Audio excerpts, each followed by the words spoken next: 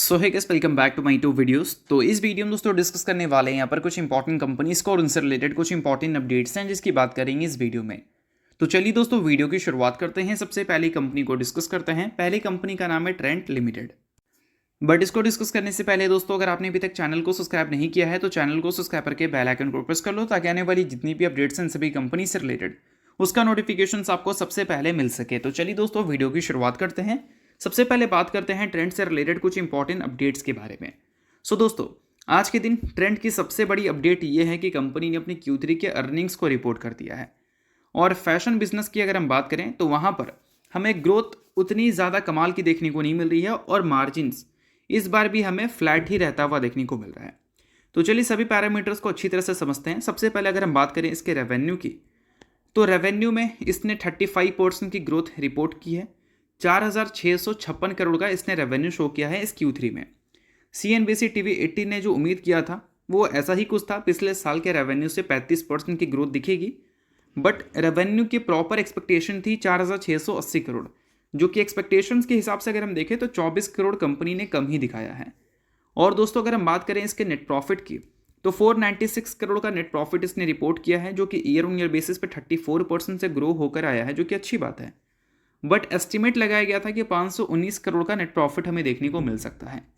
तो देखा जाए तो एक्सपेक्टेशंस के हिसाब से हमें कंपनी के रेवेन्यू एंड प्रॉफिट देखने को नहीं मिल रहे हैं।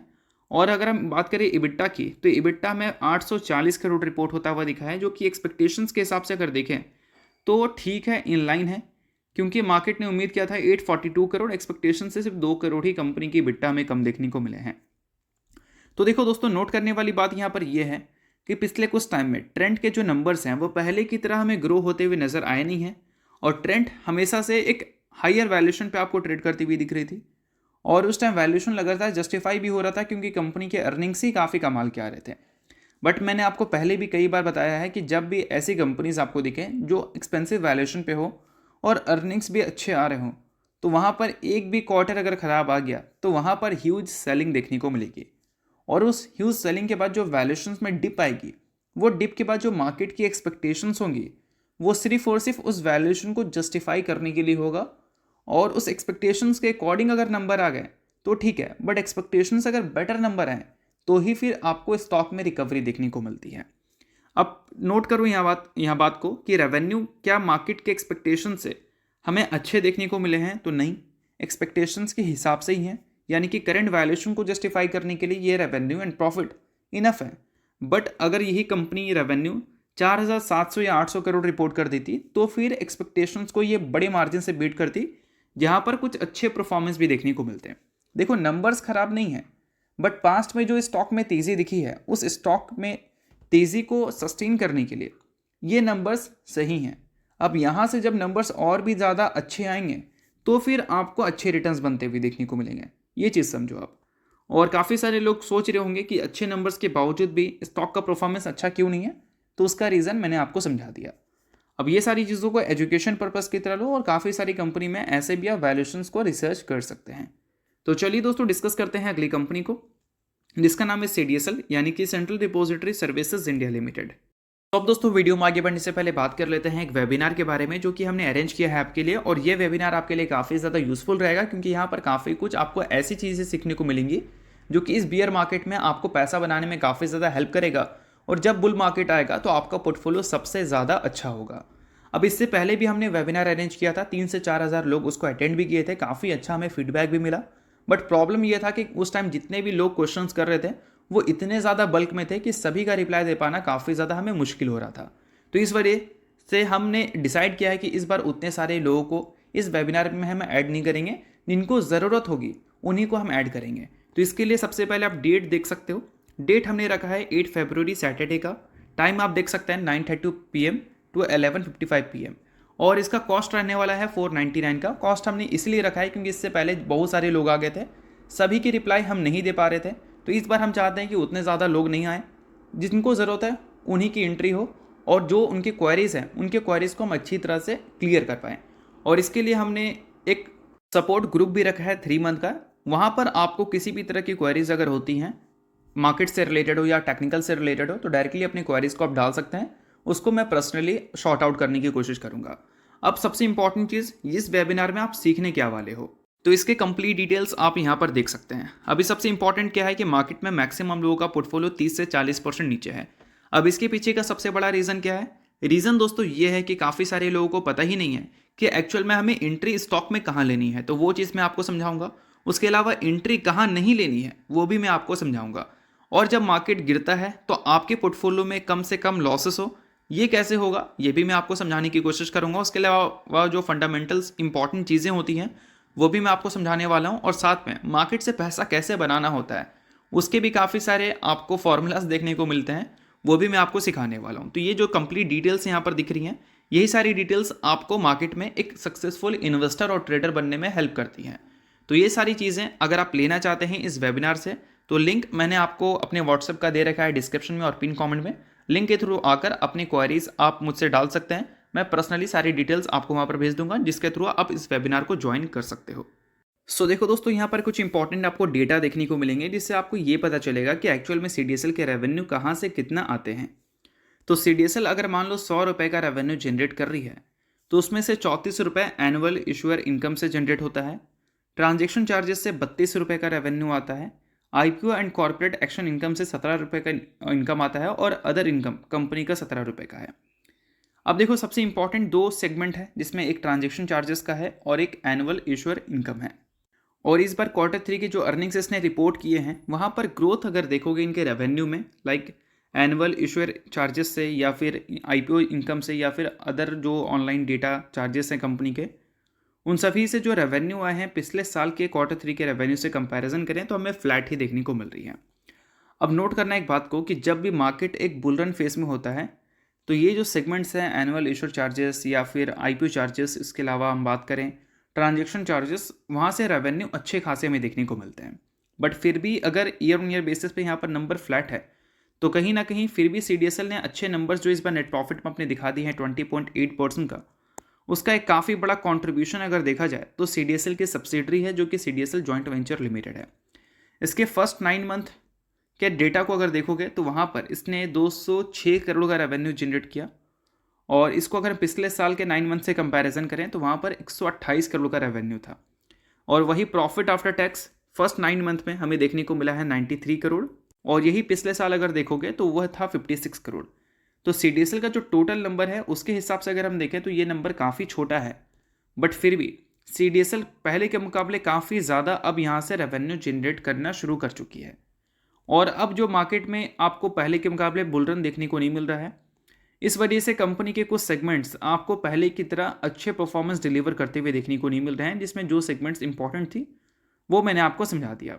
बाकी उसके अलावा दोस्तों, अगर हम ट्रांजेक्शन चार्जेस की बात करें तो वहाँ पर भी प्रॉब्लम्स हमें देखने को मिल रही है। अभी सेबी ने न्यू सर्कुलर लाया था, जहाँ से वॉल्यूम में एक इम्पैक्ट हमें देखने को मिली है, और वॉल्यूम इम्पैक्ट की वजह से इनके जो ट्रांजेक्शन चार्जेस से जो रेवेन्यू जनरेट होती हैं, वो ईयर ऑन ईयर बेसिस पे अगर देखोगे तो हमें 29% की डिक्लाइन रिपोर्ट करती हुई दिख रही हैं। तो आप समझ सकते हो कि जो चीज़ मैंने आपको पहले बताया था कि सेबी के न्यू सर्कुलर की वजह से F&O सेगमेंट्स या फिर बोल सकते हैं स्टॉक मार्केट में जो वॉल्यूम्स हैं उसमें इम्पैक्ट आ सकता है, और वैसा आप डेटा में हमें देखने को मिल भी रही है। और उसके अलावा दोस्तों, जब मार्केट बियर रन में रहता है तब ये जो एनुअल इशूअर इनकम है या फिर IPO इनकम है, वहाँ से जो कम रेवेन्यू कंपनी को मिलता है वो भी कंपनी को प्रॉब्लम दे सकता है। और इसी सारी चीज़ों के बेसिस पे मैंने बताया था कि जब ये स्टॉक अपने ऑल टाइम हाई पे है तो वहाँ पर स्टॉक को इग्नोर करना ज़्यादा सही है। वेल, ये कोई रिकमेंडेशन तो नहीं था, बट सिनेरियो थी कि पहले जो हुआ है वो फिर से भी रिपीट हो सकता है। और पहले भी हमने डिस्कस किया था कि जब भी मार्केट बुल रन में होता है तब CDSL जैसी कंपनीज अच्छा करती हैं, और बियर रन में होता है तो CDSL जैसी कंपनीज आपको ख़राब करती हुई दिखती हैं, या फिर इनफैक्ट कैपिटल मार्केट से जुड़ी कंपनीज ख़राब करती हुई दिखती हैं। बट इसका मतलब ये नहीं कि वो कंपनी ख़राब है। एक फेज़ होता है, वो फेज़ के हिसाब से ये कंपनी चलती है। बुल रन फेज़ में अच्छा परफॉर्मेंस, बियर फेज़ में ख़राब परफॉर्मेंस। और अभी बियर फेज़ है, इस वजह से आपको परफॉर्मेंस पहले की तरह देखने को नहीं मिल रही है। तो काफ़ी सारे लोग जो कमेंट कर रहे थे कि CDSL इतना ख़राब क्यों परफॉर्म कर रही है, तो इसके रीजंस मैंने आपको समझा दिया। सो अब दोस्तों, वीडियो में आगे बढ़ने से पहले बात कर लेते हैं मेरे टेलीग्राम चैनल के बारे में, जिसको अगर आपने अभी तक ज्वाइन नहीं किया है तो उसको जाकर ज्वाइन कर लो। लिंक आपको डिस्क्रिप्शन में और पिन कमेंट में दिख जाएगा। अब ज्वाइन करने का सबसे बड़ा बेनिफिट क्या है वो मैं आपको समझा देता हूँ। तो देखो दोस्तों, मार्केट में चल रहा है एक बियर रन, और बियर रन में सब बोलते हैं बाय ऑन डिप करो, बाय ऑन डिप करो। But exact buy on dip का कौन सा लेवल होना चाहिए वो सभी को नहीं पता होता, मेनली रिटेल इन्वेस्टर्स को नहीं पता होता जो नए नए वेले हैं मार्केट में। तो इसके लिए आपको टेक्निकल एनालिसिस आना चाहिए, और टेक्निकल एनालिसिस नहीं आता तो आपको पता ही नहीं रहेगा कि कौन से स्टॉक का कौन सा लेवल पर डिमांड जोन है। ठीक है, तो ये सारी चीज़ों को अच्छी तरह से एनालाइज कर काफ़ी सारी कंपनीज के चार्ट्स में आपको टेलीग्राम में अपडेट करता हूँ, जो कि बिल्कुल फ्री ऑफ कॉस्ट है, उसके लिए कोई पैसा आपको नहीं देना होता। तो इस वजह से आप जाकर मेरे टेलीग्राम चैनल को चेकआउट कर सकते हो, उसको जाकर ज्वाइन भी कर सकते हैं। ऑलरेडी आप देख सकते हैं काफ़ी सारी कंपनीज के चार्ट्स मैंने अपडेट भी किए हैं, जो कि काफ़ी सारे लोगों के लिए काफ़ी ज़्यादा यूजफुल रहे हैं। तो अगर आपको इसका बेनिफिट लेना है, लिंक डिस्क्रिप्शन में है, लिंक के थ्रू जाकर चैनल को ज्वाइन कर लो, और पिन कमेंट में भी लिंक आपको मिल जाएगा। तो चलिए दोस्तों डिस्कस करते हैं अगली कंपनी को, जिसका नाम है बीएससी लिमिटेड। अब बीएससी आज के दिन अपने Q3 के अर्निंग्स को रिपोर्ट करेगी। अब अर्निंग्स की बात करें कि अर्निंग्स हमें कैसे देखने को मिल सकते हैं, तो चलिए वो भी मैं आपको समझाता हूं। बट उससे पहले एक इंपॉर्टेंट पॉइंट समझ लो कि जिसको भी वेबिनार ज्वाइन करना है, कल और परसों लास्ट डेट है, फटाफट जाकर ज्वाइन कर लो। लिंक आपको डिस्क्रिप्शन में और पिन कॉमेंट में देखने को मिल जाएगा। काफ़ी कुछ सीखने को मिलेगा आपको, जो कि आपकी स्टॉक मार्केट इन्वेस्टमेंट जर्नी के लिए काफ़ी ज़्यादा हेल्पफुल रहने वाला है। तो चलिए वीडियो में वापस आते हैं, बात करते हैं बीएससी से रिलेटेड कुछ इंपॉर्टेंट अपडेट्स के बारे में। देखो दोस्तों, आज के दिन जी बिजनेस ने एस्टिमेट लगाया है कि बीएससी इस बार अपने अर्निंग्स में तोड़फोड़ रिपोर्ट करेगी। अब माना जा रहा है कि इनकी जो रेवेन्यू है उसमें ईयर ऑन ईयर बेसिस पे 104% की जंप हमें देखने को मिल सकती है। इस बार का रेवेन्यू हमें 759 करोड़ देखने को मिल सकता है, और वही प्रॉफिट में 252% की जंप देखने को मिल सकती है ईयर ऑन ईयर बेसिस पे, और प्रॉफिट की एक्सपेक्टेशन है 369 करोड़। अब इसको कंपैरिजन करें पिछले क्वार्टर से, तो पिछले क्वार्टर के मुकाबले इस क्वार्टर में जो रेवेन्यू है वो हमें कम देखने को मिलेगा अकॉर्डिंग टू जी बिजनेस। और अगर हम बात करें प्रॉफिट की, तो प्रॉफिट्स हमें ज़्यादा देखने को मिलेंगे, यानी कि बोल सकते हैं कि अब तक का जो बेस्ट नहीं बोल सकते, मतलब पिछले क्वार्टर में जो कंपनी ने काफ़ी अच्छा नेट प्रॉफिट दिखाया था इस फाइनेंशियल ईयर, उससे भी अच्छा नेट प्रॉफिट हमें Q3 में देखने को मिलेगा according to Zee business. But अब बात कर लेते हैं कि एक्चुअल में एस्टिमेट क्या है। ये तो जी बिजनेस का एस्टिमेट है, बट एग्जैक्ट एस्टिमेट क्या है। बहुत सारे बोल सकते हैं ब्रोकरेज हाउस ने अपनी प्रेडिक्शन रखी होगी इसके अर्निंग्स को लेकर। तो यहाँ पर अगर ईपीएस की बात करें दोस्तों, तो ईपीएस है 24.4 का। अब ईपीएस को अगर नेट प्रॉफिट में कन्वर्ट करना चाहें तो नेट प्रॉफिट निकल के आता है 330 करोड़। अब 330 करोड़ मैंने कैसे निकाला, तो वो भी मैं आपको समझा देता हूँ। तो देखो, नेट प्रॉफिट अगर आपको निकालना है तो आपको ज़्यादा कुछ नहीं करना होता है, आपको ईपीएस को सिंपली मल्टीप्लाई कर देना होता है total number of outstanding shares. अब इसके total number of outstanding shares हमें कैसे देखने को मिलेंगे, तो देख सकते हो आप यहाँ पर नंबर ऑफ शेयर्स देखने को मिल रहे हैं, जो कि 13.54 करोड़ है। तो इसको सिंपली मल्टीप्लाई कर दो आप किससे, ईपीएस से। तो जो नंबर निकल के आएगा वो प्रॉफिट का होगा, और उसको मल्टीप्लाई करने के बाद आपको 330 करोड़ का नंबर दिखेगा, यानी कि मार्केट 330 करोड़ मिनिमम प्रॉफिट उम्मीद कर रही है, जी बिजनेस 369 करोड़ उम्मीद कर रही है। और मार्केट के हिसाब से 741 करोड़ के इनके रेवेन्यू देखने को मिल सकते हैं, जो कि पिछले क्वार्टर से अगर हम कंपैरिजन करें तो हमें कम ही देखने को मिलेंगे, बट पिछले ईयर के मुकाबले हमें डबल डिजिट की ग्रोथ देखने को मिलेगी। बोल सकते हैं वहाँ पर हमें ट्रिपल डिजिट की ग्रोथ देखने को नहीं मिलेगी, जी बिजनेस के हिसाब से ट्रिपल डिजिट की ग्रोथ देखने को मिल सकती है। तो चलो देखने को मिलता है क्या, वो हमें कंपनी के अर्निंग्स के साथ ही पता चलेगा।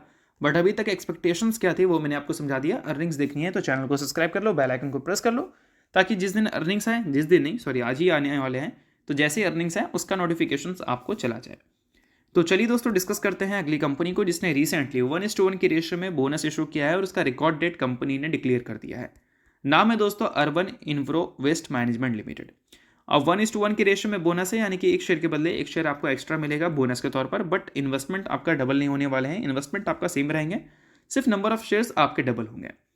अब दोस्तों इसका जो रिकॉर्ड डेट इसने फिक्स किया है वो है 7 फरवरी का, यानी कि इस डेट से पहले जो भी इस कंपनी का शेयर होल्डर होगा वो कंपनी में पूरी तरह से बोनस के लिए एलिजिबल रहेगा। तो ये डेट कब है, ये डेट है कल, यानी कि आज तक जो भी कंपनी के शेयर होल्डर थे उनके लिए ये अपडेट है। जो शेयर होल्डर नहीं है वो इग्नोर भी कर सकते हैं।